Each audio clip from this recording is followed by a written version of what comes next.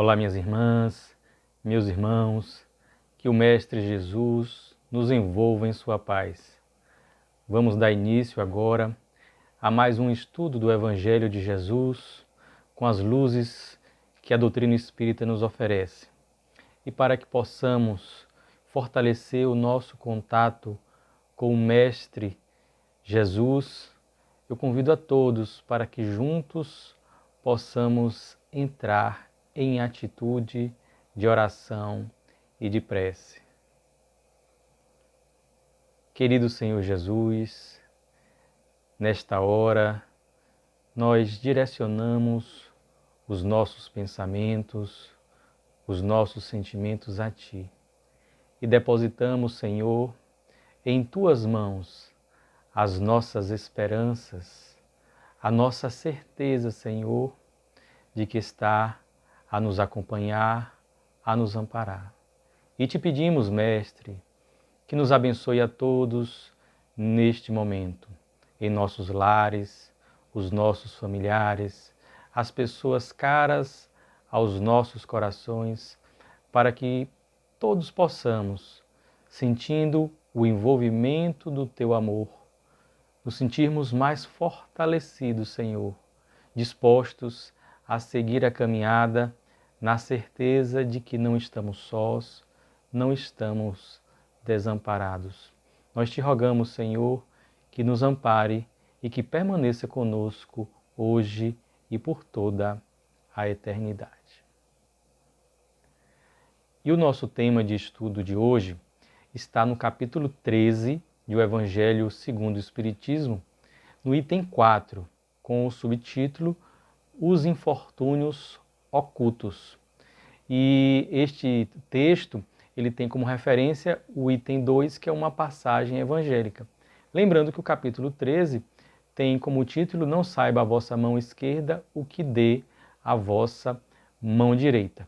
Então vamos agora fazer a leitura dos textos de estudo para depois podermos juntos fazermos as nossas reflexões. No item 2, nós temos uma passagem que foi registrada no Evangelho de Mateus, capítulo 8, versículos 1 a 4. Logo depois de Mateus registrar o Sermão do Monte, que começa com as bem-aventuranças, mas depois nós temos outros diversos ensinos prestados por Jesus. E diz o evangelista: tendo Jesus descido do monte, e aqui não foi no tocante à transfiguração, que ainda aconteceria, mas o monte no qual Jesus ofereceu as bem-aventuranças e o sermão do monte como um todo. Então, tendo Jesus descido do monte, grande multidão o seguiu. Ao mesmo tempo, um leproso veio ao seu encontro e o adorou, dizendo: Senhor, se quiseres, poderás curar-me. Jesus, estendendo a mão, o tocou e disse: Quero, fique curado. No mesmo instante, desapareceu a lepra.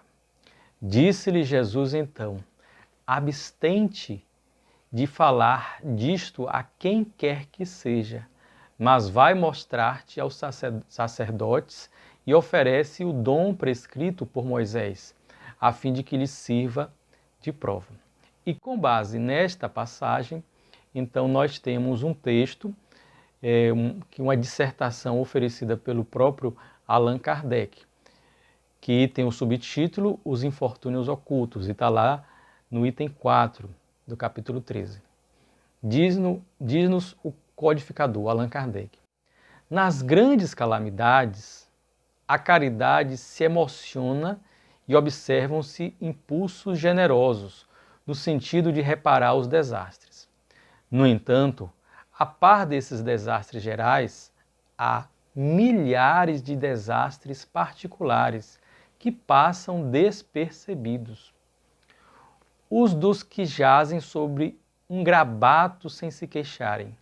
Esses infortúnios discretos e ocultos são os que a verdadeira generosidade sabe descobrir, sem esperar que peçam assistência. Quem é esta mulher de ar distinto, de traje tão simples, embora bem cuidado, e que traz em sua companhia uma mocinha tão modestamente vestida. Entra numa casa de sórdida aparência, onde sem dúvida é conhecida, pois que à entrada a saúdam respeitosamente. Aonde vai ela? Sobe até a mansarda, onde jaz uma mãe de família cercada de crianças. À sua chegada, refulge a alegria naqueles rostos emagrecidos. É que ela vai acalmar ali todas as dores, traz o de que necessitam, condimentando de meigas e consoladoras palavras condimentado de meigas e consoladoras palavras que fazem que os seus protegidos, que não são profissionais da mendicância, aceitem o benefício sem corar. O pai está no hospital e, enquanto lá permanece, a mãe não consegue, com o seu trabalho, prover as necessidades da família. Graças à boa senhora, aquelas pobres crianças não mais sentirão frio nem fome. Irão à escola agasalhadas e para as menorzinhas o leite não secará no seio que as amamenta. Se entre elas alguma adoece, não lhe repugnarão a ela, a boa dama, os cuidados materiais de que essa necessite. Dali, vai ao hospital levar ao pai algum reconforto e tranquilizá-lo sobre a sorte da família. No canto da rua, uma carruagem à espera, verdadeiro armazém de tudo o que destina aos seus protegidos, que lhe recebem sucessivamente a visita. Não lhes pergunta qual a crença que professam, nem quais suas opiniões, pois considera como seus irmãos e filhos de Deus todos os homens. Terminado o seu giro, diz de si para consigo: comecei bem o meu dia. Qual o seu nome? Onde mora? Ninguém o sabe. Para os infelizes, é um nome que nada indica, mas é o anjo da consolação. À noite, um concerto de bênçãos se eleva em seu favor ao Pai Celestial. Católicos, judeus, protestantes, todos a bendizem. Por que tão singelo traje? Para não insultar a miséria com o seu luxo. Por que se faz acompanhar da filha? Para que aprenda como se deve praticar a beneficência. A mocinha também quer fazer a caridade. A mãe, porém, lhe diz: que podes dar, minha filha, quando nada tens de teu? Se eu te passar as mãos alguma coisa para que dês a outrem, qual será o teu mérito? Nesse caso, em realidade, serei eu quem faz a caridade. Que merecimento terias nisso? Não é justo. Quando visitamos os doentes, tu me ajudas a tratá-los. Ora, dispensar cuidados é dar alguma coisa. Não te parece bastante isso? Nada mais simples. Aprende a fazer obras úteis e confeccionará roupas para essas criancinhas. Desse modo, darás alguma coisa que vem de ti. É assim que aquela mãe, verdadeiramente cristã, prepara a filha para a prática das virtudes que o Cristo ensinou. Ela é espírita? Que importa? Em casa, é a mulher do mundo, porque a sua posição o exige.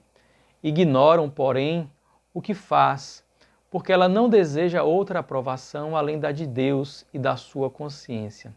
Certo dia, no entanto, imprevista circunstância leva-lhe à casa uma de suas protegidas, que andava a vender trabalhos executados por suas mãos. Esta última, ao vê-la, reconheceu nela a sua benfeitora. Silêncio, ordena-lhe a senhora, não digas a ninguém. Falava assim Jesus. Encerra o texto Allan Kardec. E aí nós temos, no primeiro texto, a passagem evangélica, uma das muitas demonstrações dadas por Jesus de como a caridade deve ser praticada de forma desinteressada. Jesus, logo depois de ensinar o Sermão do Monte, de nos apresentar o código divino seguro para que tenhamos todos uma vida saudável e feliz e em paz, apesar das dificuldades e desafios da vida, ele próprio, ao ser mais uma vez procurado por um necessitado do mundo que tinha ali o seu infortúnio, ele demonstra a força da fé, a importância da fé daquele que o pede, que já demonstrava ter a convicção de que se Jesus quisesse, ele seria curado. Então aquele que pede já demonstrava a sua fé e o seu desejo de verdadeiramente ser curado. E Jesus também demonstra a sua vontade de aliviar as dores, de consolar os necessitados. E ali tendo a permissão divina para curar aquele leproso que já cumprira, já aprendera com aquela professora do sofrimento, da enfermidade, Jesus diz que quer, e imediatamente aquele homem foi curado. Aquele homem, dentro da tradição judaica, vivenciava uma espécie de morte civil. Ele não poderia sair pelas cidades, ele não poderia ter o convívio com os seus entes queridos, ele tinha já perdido o seu patrimônio em favor dos familiares ao ser descoberto com uma lepra, de acordo com as regras vigentes. Então era necessário a ele ir ao sacerdote e demonstrar que estava curado e fazer o sacrifício, oferecer o dom prescrito por Moisés, um animal sacrificado, conforme determinavam as Escrituras, para que a ele fosse devolvida essa sua vida civil, que ele pudesse retornar à cidade, que ele pudesse novamente compartilhar do convívio dos seus amigos e familiares e levar uma vida absolutamente normal. Então é por isso que Jesus vai e orienta que ele procure o sacerdote, aquele responsável, aquela figura que dentro da estrutura social teria esse poder para reconhecer a cura e então devolver-lhe ao livro da vida como um cidadão normal. Mas Jesus pede a ele discrição, que não contasse a ninguém o feito de Jesus, apenas que se apresentasse como curado, demonstrando ali claramente que Jesus não buscava o reconhecimento ostensivo pelos seus feitos, que ele próprio atribuía sempre a Deus, à própria fé das pessoas, a conquista que nós alcançamos quando aprendemos com as experiências e quando demonstramos a fé e desejamos verdadeiramente a nossa cura física, a nossa cura espiritual. Então ali temos uma lição clara da busca pela vivência da caridade sem ostentação. Jesus, quando desceu do monte, após a transfiguração, como desceria posteriormente a esta passagem, e os apóstolos Pedro, Tiago e João ainda deslumbrados, ele orienta que eles não contassem aquela ocorrência absolutamente espetacular a ninguém, até que o Filho do Homem tivesse se levantado dos mortos. Vejam, aquele grande feito Jesus pede para que fique em sigilo até que ele morresse e pudesse ter o seu processo dito na Bíblia como de ressurreição. E no texto seguinte, Allan Kardec nos traz ali a descrição de uma senhora, possivelmente inspirada num caso real, mas a identidade ele preserva, até porque era o desejo daquela senhora, demonstrando ali uma pessoa que vivenciava efetivamente esta caridade orientada por Jesus para que a nossa mão esquerda não saiba o que dê à direita, se satisfazendo com o auxílio, o alívio que vê colaborar na vida do outro, proporcionar ao outro e tendo certeza apenas de que o reconhecimento valioso e verdadeiro vem de Deus. Uma senhora de posses que saía, que se vestia de forma digna, mais simples, para não gerar desconforto, afronta, constrangimento àquelas famílias que ela adotara para levar o auxílio físico, mas também o auxílio moral, a palavra amiga, o consolo. Então vejam, ela se apresentava ali de forma simplória, já transmitindo a sua lição para a sua filha, mostrando que aquela sua filha não deveria apenas se satisfazer transferindo os bens materiais que a mãe oferecia, mas que a filha buscasse ela criar algo de si, ajudar, dar-se em favor daqueles necessitados.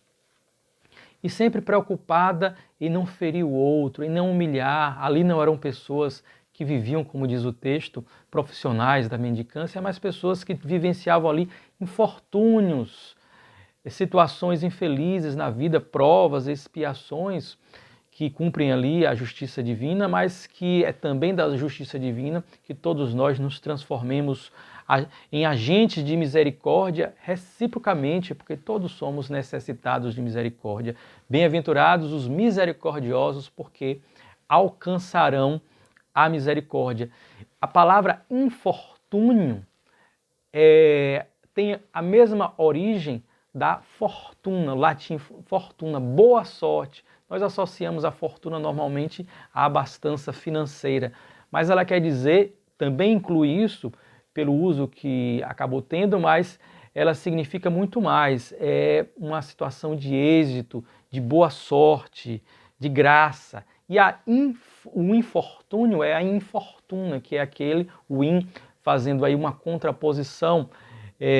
Da mesma forma, há uma negação, temos a pessoa tolerante e o intolerante, temos algo que é próprio, algo que é impróprio, algo que é compreensível, algo que é incompreensível.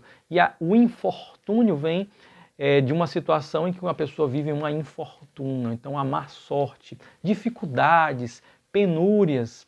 E ao lado daqueles grandes acontecimentos que geram, atiçam a nossa sensibilidade, nos levam a querer por algum tempo ajudar, auxiliar, nós temos aqueles infortúnios ocultos, aquelas ocorrências, aquelas dificuldades pelas quais as pessoas passam, umas mais do que as outras, no seu cotidiano, de ordem material, de ordem também moral, comportamental, emocional, psicológica, que não exigem divulgação na mídia, nas redes sociais, que nós sabemos que existem, que nós presenciamos em muitos momentos, mas que não nos geram, muitas vezes, o mesmo estímulo, a mesma vontade de auxiliar, de participar do processo de superação, como acontece com as grandes calamidades. E daí o exemplo que Allan Kardec traz de alguém que sabe que na pobreza, na dificuldade, nós temos muitos infortúnios,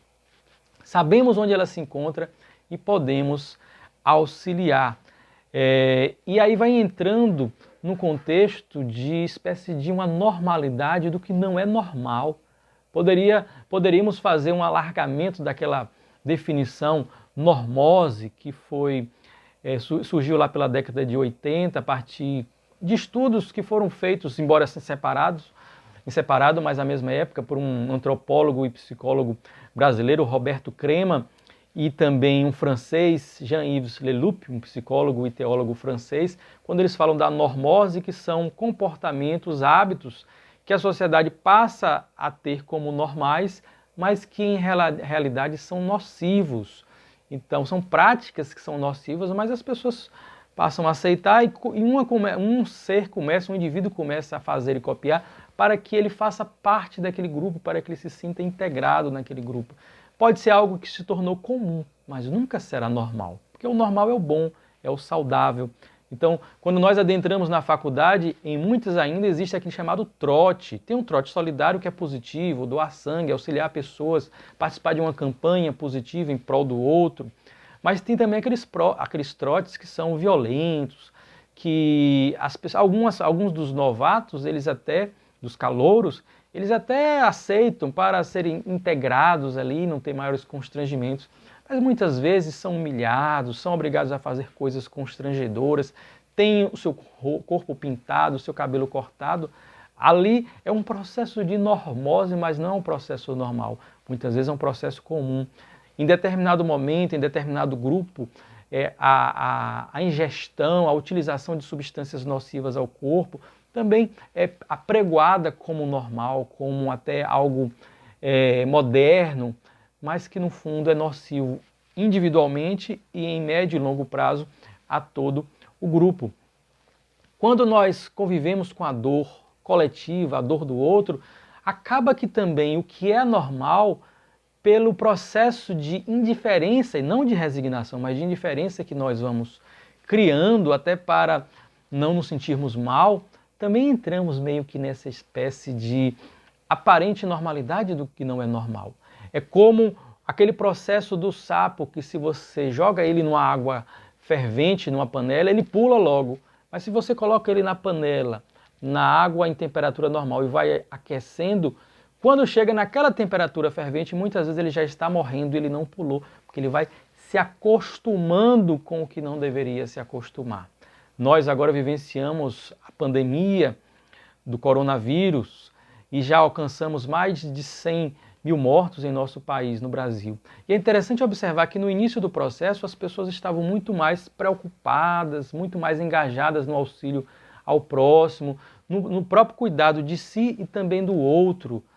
E hoje já existe uma certa banalização, uma despreocupação. É como se essas 100 mil mortes não representassem tanto quanto aquelas primeiras 1000 mortes, as primeiras 10 mortes. Então, nós entramos neste processo em que o que gerava um impacto em mim, depois não gera mais, em que pese continue existindo aquele contexto e às vezes de forma mais agravada.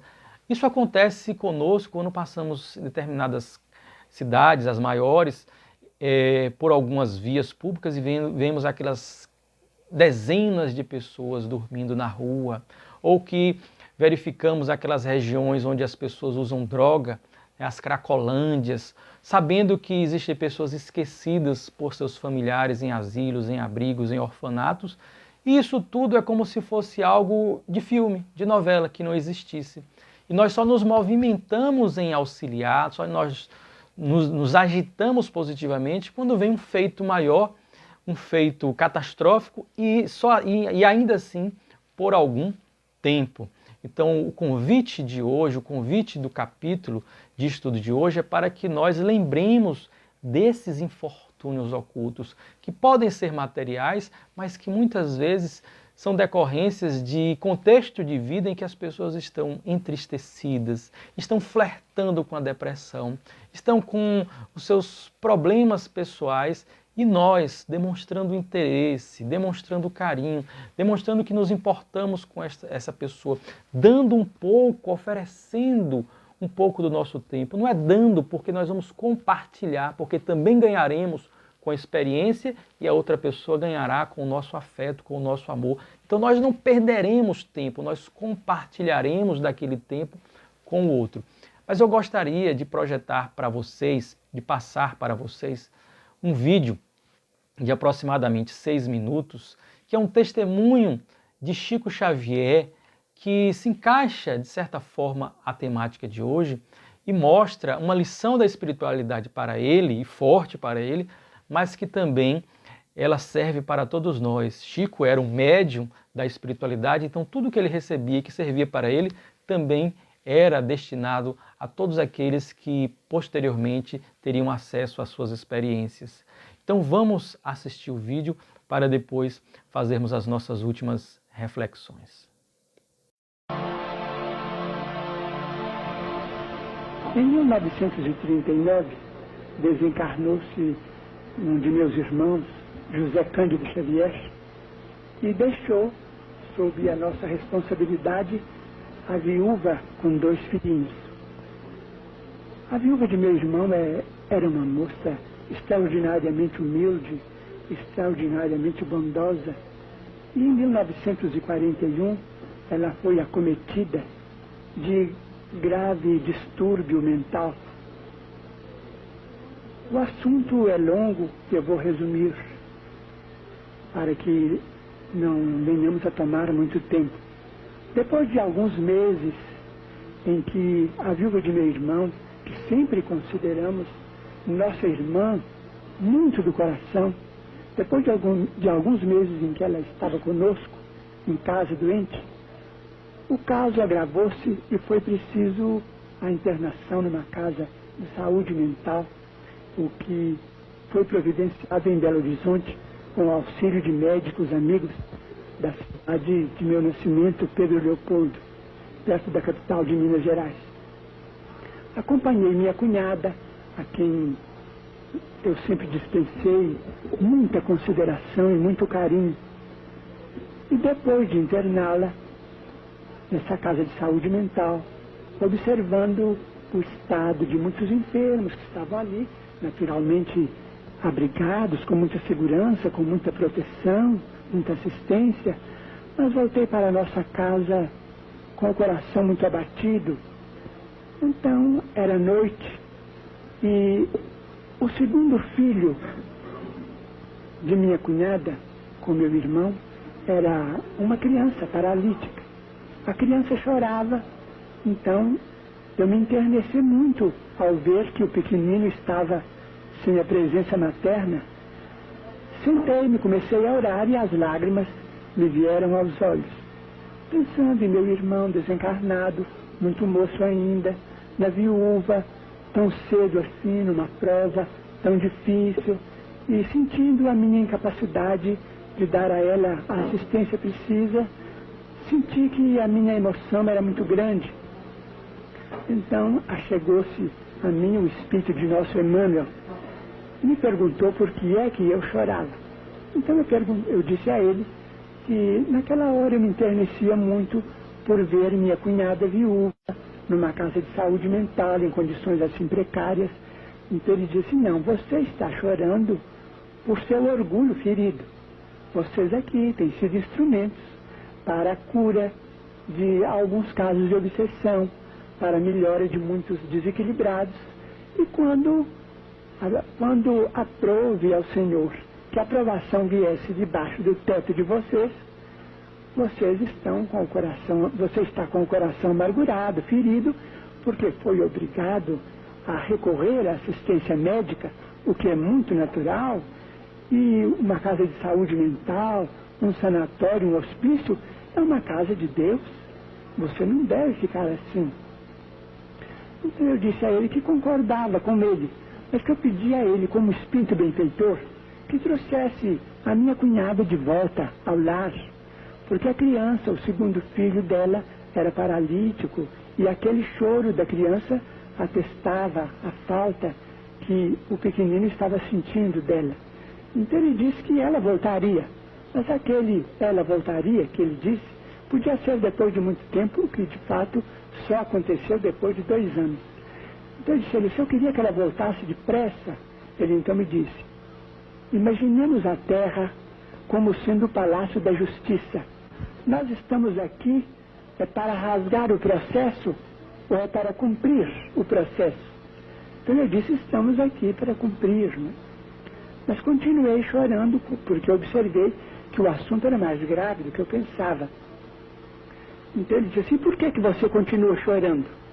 Eu então, querendo me agastar muito indevidamente, porque a minha atitude era desrespeitosa diante de um amigo espiritual tão grande e tão generoso, eu disse: eu estou chorando porque afinal de contas o senhor precisa saber que ela é minha irmã. Então ele disse assim: pois eu me admiro muito, porque antes dela você tinha lá dentro daquela casa 300 irmãs, e eu nunca vi você ir lá chorar por nenhuma. A dor Xavier não é maior do que a dor Almeida, do que a dor Pires, do que a dor Soares, a dor de toda a família que tem um doente. Se você então quer seguir a doutrina que você professa, ao invés de chorar por ela, você toma o lugar dela ao lado da criança que está doente, precisando de calor humano.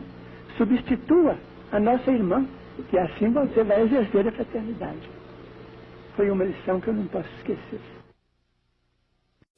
Quando eu assisti pela primeira vez esse vídeo, eu pensei: nossa, que mentor espiritual duro, que mentor espiritual às vezes insensível.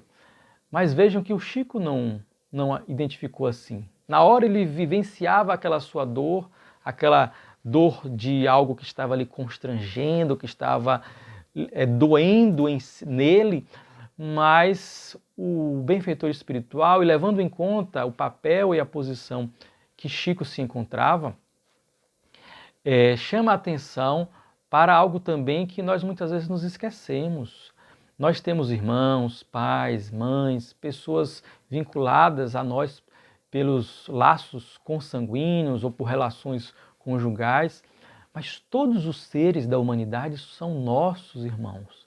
Todos nós somos filhos do mesmo Pai. Todos nós somos filhos de Deus.